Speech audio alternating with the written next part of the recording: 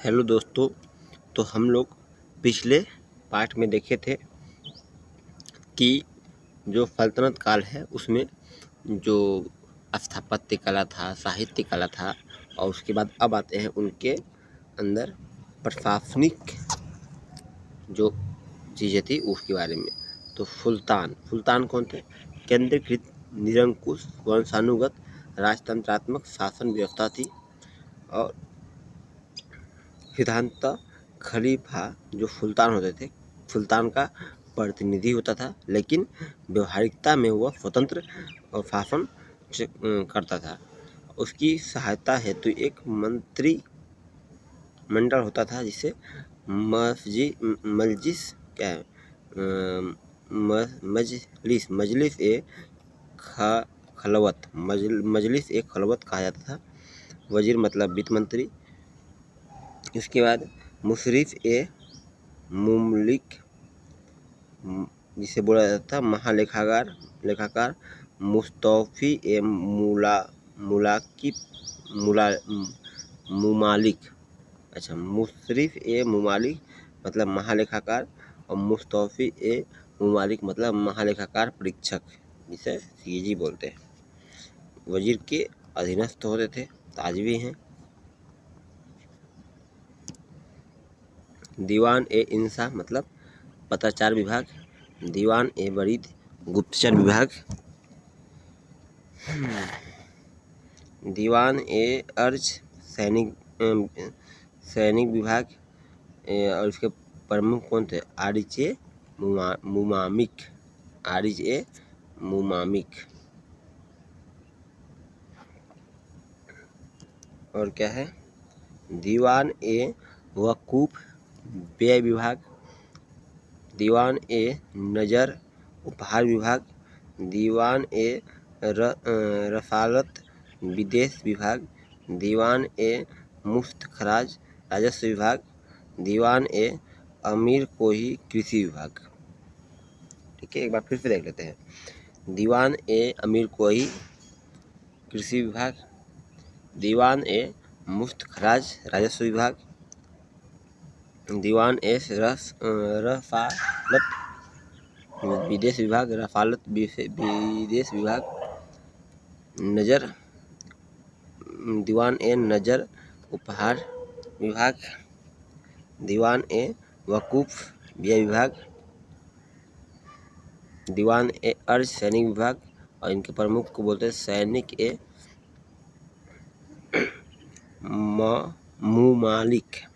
ठीक है, दीवान अर्ज सैनिक विभाग हो गया। दीवान ए बरीद गुप्तचर विभाग। दीवान ए इंसा पत्राचार विभाग। अब एक बार देखते हैं। इंसा मतलब पत्राचार, बरीद मतलब गुप्तचर, अर्ज सैनिक, वकूफ व्यय खर्च, नजर वही नजराना से बना है उपहार, रसलात विदेश, मुफ्त खराज राजस्व, और अमीर कोही कृषि।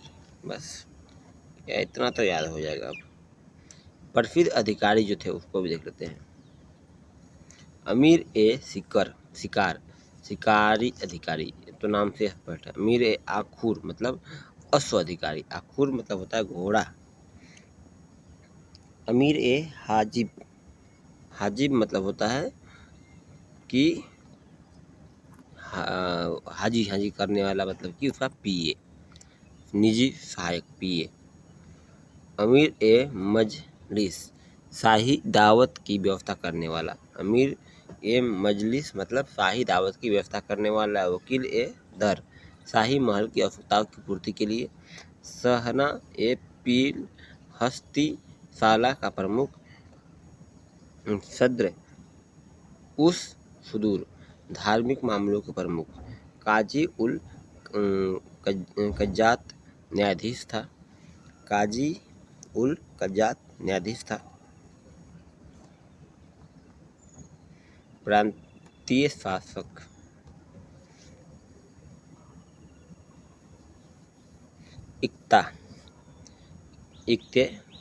इक्तेदार वली वजे छोटी इक्ता वजेदार। सैनिक प्रशासन में थे लोग। हस्न ए कल्ब मतलब केंद्रीय सेना, हस्न ए अतराफ, अतराफ मतलब प्रांतीय सेना, स्टेट पुलिस। सवार ए कल्ब, सवार ए कल्ब मतलब घुड़सवार सेना। खास ए खैल अंग रक्षक, नाम में ही है खास मतलब हमारे अपने, अंग रक्षक इसे हम बोलते हैं बॉडीगार्ड। खास एक खैल मतलब बॉडीगार्ड। अलाउद्दीन खिलजी ने नियमित सेना का गठन किया। मोहम्मद बिन तुगलक ने दशमलव पद्धति पर सेना का गठन किया और 10 सवार मतलब एक शेर ए नौबत मतलब एक शेर के खैल,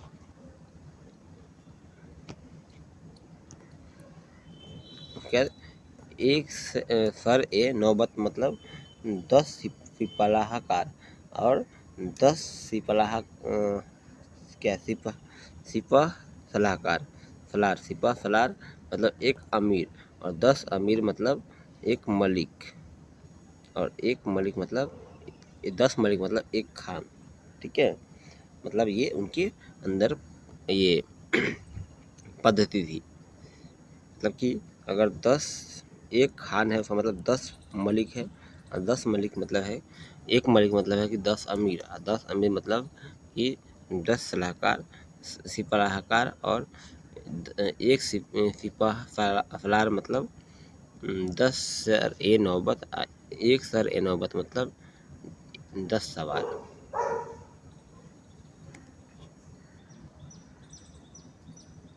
हथियार मंगलिक, गुलेल और अर्राट थे, अर्राट।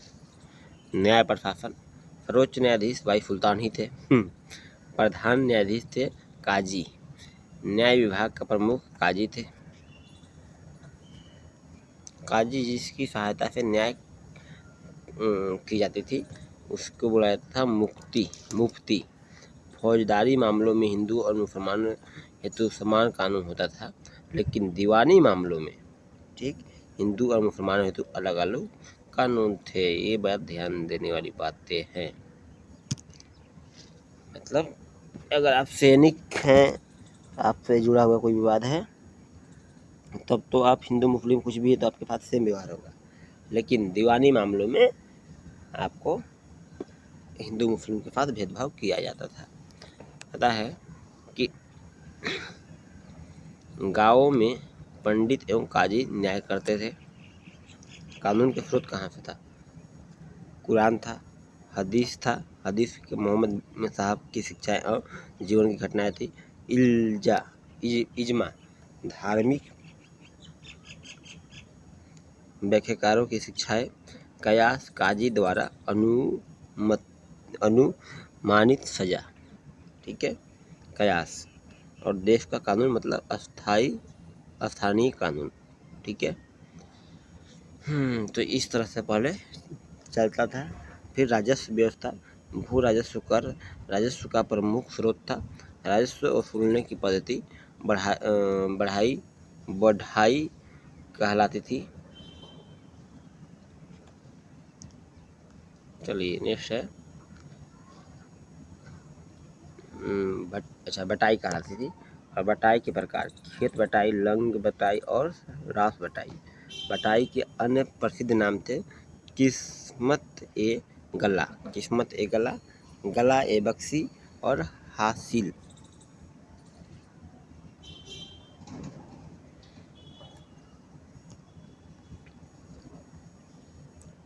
कनकुत, कनकुत मतलब था भू राजस्व वसूलने की अन्य पद्धति, उसे बोलते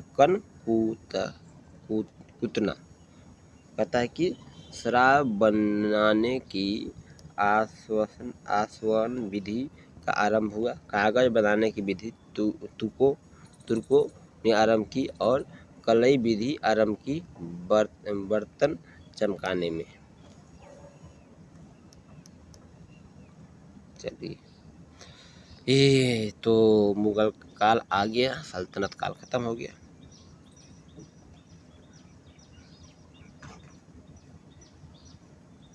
अब हम लोग देखते हैं मुगल काल में रियल में है क्या।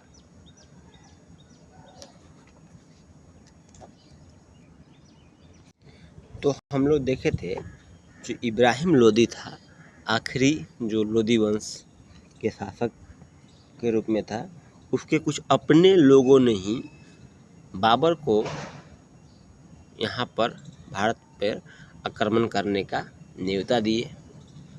तो मैं चर्चा किया था कि अपने ही होते हैं जो किसी राज्य को या घर को तोड़ने में मुख्य भूमिका निभाते हैं। चलिए, तो ये मुगल काल से भी बहुत ज़्यादा क्वेश्चन आता है यूपीएससी बीपीएससी या किसी भी एग्जाम के लिए।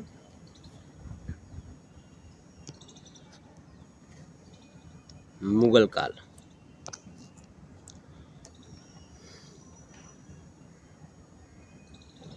1526 से 1707 के बीच में ये मेन मुगल काल था, क्योंकि 1707 में औरंगजेब की मृत्यु हो जाती है। उसके बाद फिर मुगल काल एक तरह से कमज़ोर हो जाता है और 1897 तो के बाद तो फिर कोई मतलब ही नहीं है। चलिए, बाबर के बारे में देखते हैं। बाबर था, जन्म हुआ था फरगना, आज के समय में उज्बेकिस्तान, मध्य एशिया में। जन्म हुआ था 1483 एडी में। दादी का नाम था उसका दौलत शाह गाना बेगम। इसकी सहायता से वो 1494 में फरगना का शासक बन गया। ठीक है, वह समरकंद को जीतना चाहता था और 1415 में काबुल आया और 1419 में फैरा व बाजोर, जिसे आज पाकिस्तान में है, पर आक्रमण किया। ये भारत पर उसका प्रथम आक्रमण था। बाबर ने पहली बार भारत में बारूद का प्रयोग किया।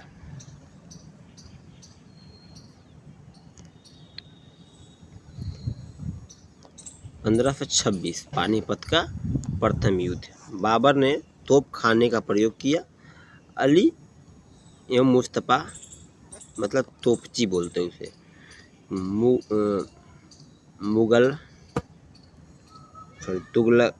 तुगलमा पद्धति या उस्मानी पद्धति का प्रयोग किया। इस युद्ध के बाद बाबर ने कहा था, काबुल की गरीबी और नहीं। प्रत्येक काबुल वासी को शाहरुख नामक चांदी का सिक्का दिया। इस कारण कलंदर के रूप में प्रसिद्ध हो गया। इसलिए उसने कलंदर के रूप में वो प्रसिद्ध हो गया। 1527 में खानवा का युद्ध किया बाबर और वही राणा सांगा के बीच में हुआ। 28 में चंदेरी के बीच युद्ध हुआ, उसमें भी बाबर और मेदिनी राय के बीच में युद्ध हुआ। 1529 में घाघरा का युद्ध हुआ, इसमें बाबर और अफगानों के बीच में युद्ध हुआ। 30 में बाबर की मृत्यु हो गई, बात खत्म। बाबर की आत्मकथा में क्या है, तुझे के बाबरी में लिखा हुआ है। भाषा जो है वो क्या लिखा है यहाँ पे, तुर्की में है, तुर्की में। पायंदा खां ने इसकी फारसी में अनुवाद किया। अब्दुल रहीम खाना ने अकबर के समय इसकी फारसी में अनुवाद किया। और फिर कहता है कि आर्स्किन एवं लिडेन ने इसकी अंग्रेजी में अनुवाद किया। पावेती का कार्तेन ने फ्रांसीसी भाषा में अनुवाद किया। इसने भारत की राजनीतिक, सामाजिक एवं धार्मिक स्थिति का विवरण मिलता है।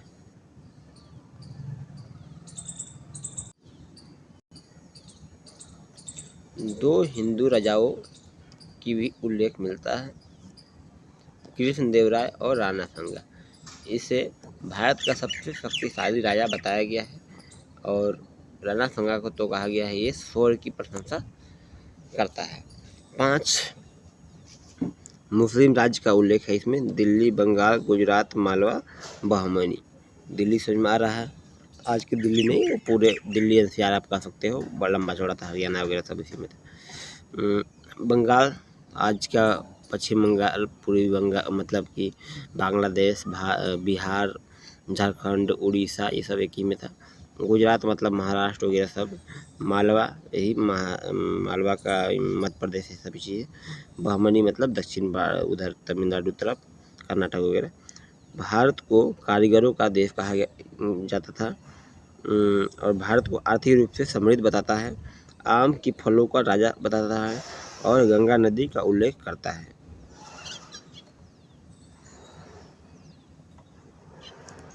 तो भारत के 3 अभिशाप है, लू, आंधी और गर्मी। ठीक है, ये तभी बता दी गई थी और आज भी है। फारसी चित्रकार बिजाद के नाम से उल्लेख है। चलिए, बस बाबर तो कुछ नहीं, इसी तरह वो मुगल राज की स्थापना करके चले गए, बस थोड़ा सा। और आते हैं अब हुमायूं के बारे में। हुमायूं के शाब्दिक अर्थ भाग्यशाली होता है। हुमायूं ने अपना साम्राज्य भाइयों के में वितरित कर दिया। कामरान, काबुल का, अस्करी, संभल और हिंदाल, मेवात।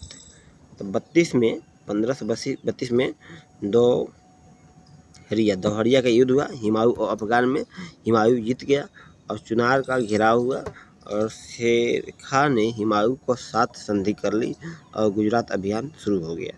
ये कब शुरू हुआ? तो गुजरात अभियान मतलब गुजरात को जीतने के लिए 1534-35 में हुमायूं ने गुजरात पर अधिकार कर लिया। बहादुर शाह ने पुर्तगालियों की सहायता से गुजरात को पुनः जीत लिया गया, और कालांतर में पुर्तगालियों ने बहादुर शाह की हत्या कर दी। ठीक है, यहाँ पर ध्यान देने वाली बात है कि जैसे ही अब हम लोग मुगल काल पढ़ रहे हैं, तो अब यहाँ से क्या हो गई, यूरोपियन का भी आगमन भारत में होना शुरू हो गया है। 1626 में पानीपत युद्ध होती है, 1600 ईस्वी में ही बाबर आ चुका है। तो जैसे जैसे अब ये भी अपना आगे बढ़ते जाएंगे, अब पुर्तगाली होते हैं, डच होते हैं, स्पेनिश होते हैं, अंग्रेजी, सब आकर के अपने आप को एस्टेब्लिश करने की कोशिश करेंगे।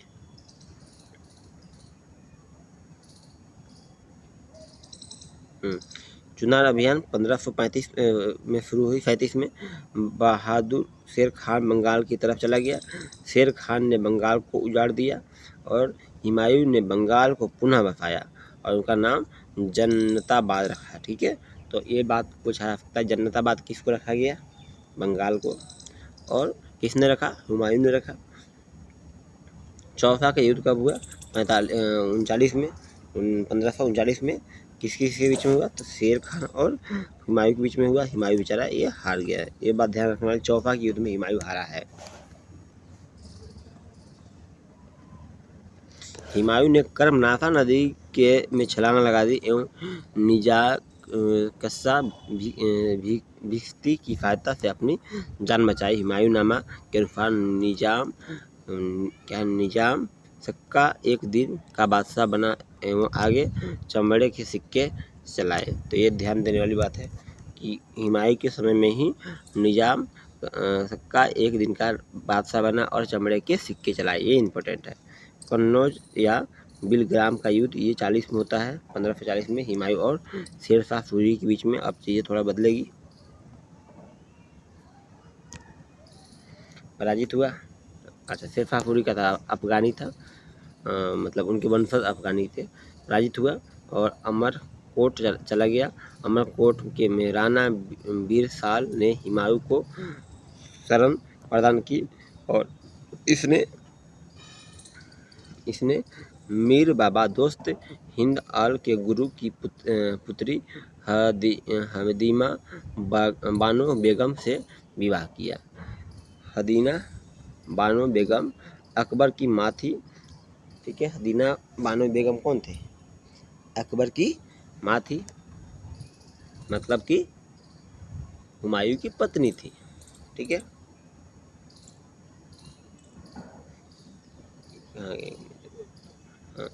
ने मीर बाबा दोस्त गुरु की। अच्छा,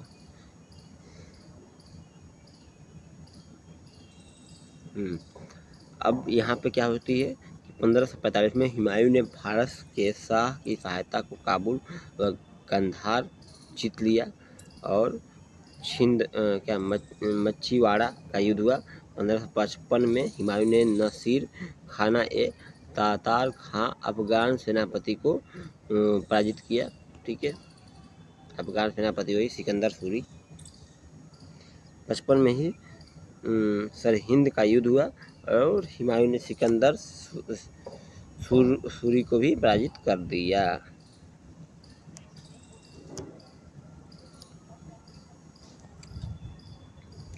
1556 में दीन पनाह महल के शेर मंडल पुस्तकालय की सीढ़ियों से गिर करके हुमायूं की मृत्यु हो गई। हुमायूं के हमशक्ल मुल्ला शाह बेगसी को जनता ने सामने प्रस्तुत किया जाता। प्रशासनिक कार्य दारस्ती बेग संभालता था। हेमू ने दिल्ली पर आक्रमण किया एवं जीत लिया। शेर शाह सूरी बचपन का नाम क्या था? फरीद। जन्मस्थान पंजाब, मतलब कि जब बजवाड़ा होशियारपुर पंजाब। शिक्षा कहाँ मिली थी? जौनपुर में मिली थी। इसके पिता जौनपुर के शासन में सेवा में थे। सासाराम और खवासपुर, मतलब बिहार में जमींदारी मिली उसके पिता को। और शेर शाह ने प्रशासनिक अनुभव सासाराम और खवासपुर से प्राप्त किए। शेर शाह ने बंगाल के शासक बहार खां लोहानी के पास सेवा में गया। बहार खां लोहानी ने इसे शेर खां की उपाधि दी। शेर खां ने चंदेरी के युद्ध में हिस्सा लिया और चौसा का युद्ध 1539 में हो ही गया था। इस युद्ध के बाद शेर खां ने शाह की उपाधि धारण कर ली और उसके बाद कन्नौज में युद्ध हुआ 40 में। इस युद्ध के बाद शेर शाह ने आगरा व दिल्ली पर अधिकार कर लिया। शेर शाह ने चुनार की विधवा शासिका लाड बेगम से विवाह किया और बंगाल अभियान और 1541 गकबरों का विरुद्ध अभियान 41, मालवा अभियान 42, रायसीना अभियान 1543, पूरनमल यहाँ का शासक था। शेर शाह सूरी ने षड्यंत्र पूर्वक इसकी हत्या कर दी। इस घटना से आहत होकर कुतुब खान ने आत्महत्या कर ली, क्योंकि कौन था ये? उसका पुत्र था शेर शाह का। यह घटना शेर शाह सूरी के जीवन के लिए एक कलंक था।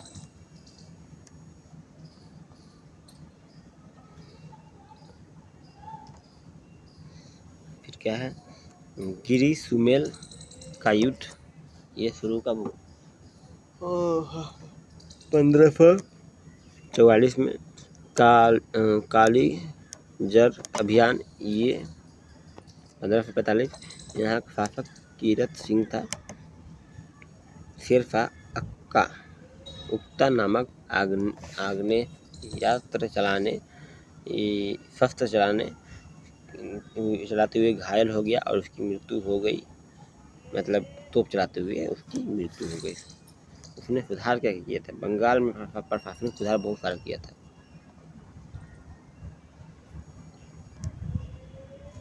शेर शाह सूरी ने बंगाल में सरकार और प्रागणों में विभाजित किया एवं जिला, मतलब सरकार मतलब जिला, प्रागना मतलब तहसील, शक्तियों का उसने विकेंद्रीकरण किया। ठीक है, सरकार मतलब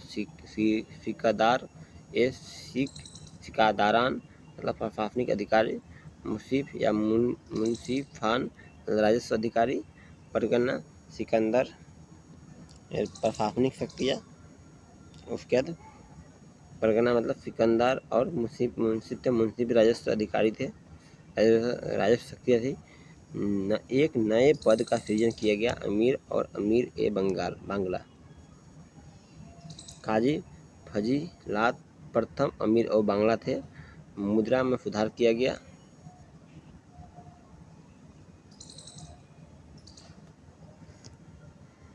इनके 2 सिक्के आरंभ किए, चांदी का रुपया और तांबा का दाम।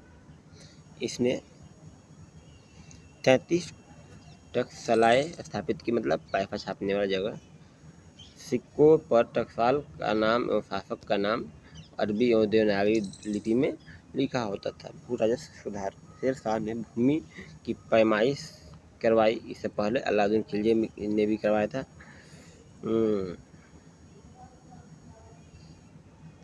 भूमि को 3 भागों में विभाजित किया गया, उत्तम, मध्यम और निम्न।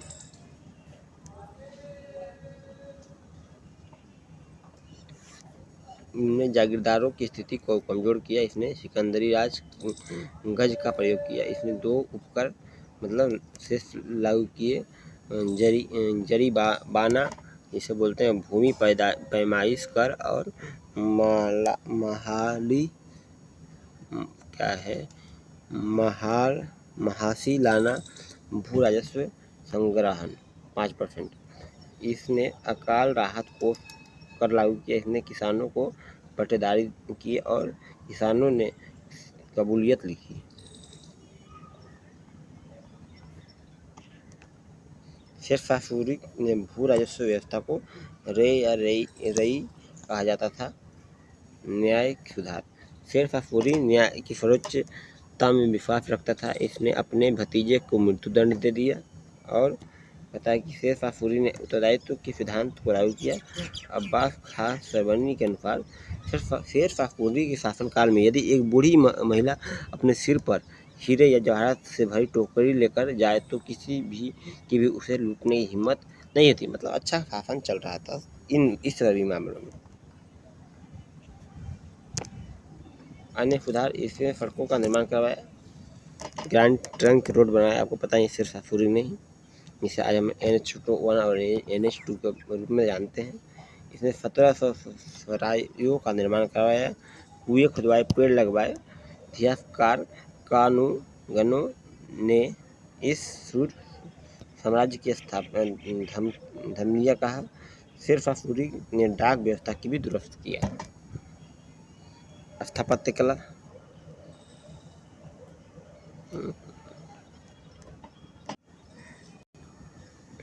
चलिए, स्थापत्य कला में क्या है, इसमें पटना शहर को बसाया, दिल्ली में किला ए कुन्हा मस्जिद का निर्माण करवाया, लाल दरवाजे का निर्माण करवाया, रोहतासगढ़ के किले का पुनर्निर्माण करवाया, उत्तर पश्चिम सीमांत में रोहतासगढ़ किले का निर्माण उसी ने ही करवाया। शेरशाह सूरी का मकबरा सासाराम रोहतास में ही है।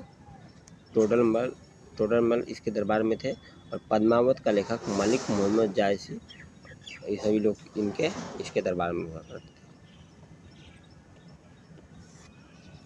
अब्बास खां सरबानी इसके दरबार में थे। पुस्तक तारिक ए शाही, तोहफा ए अकबर शाही, इस्लाम में शाह सुर, और 1545 में 1554 मानवगढ़ किले का निर्माण करवाया, कानूनों का संलग्न करवाया। इसकी मौत के बाद सुर साम्राज्य 5 भागों में विभक्त हो गया। कौन कौन थे देखते हैं।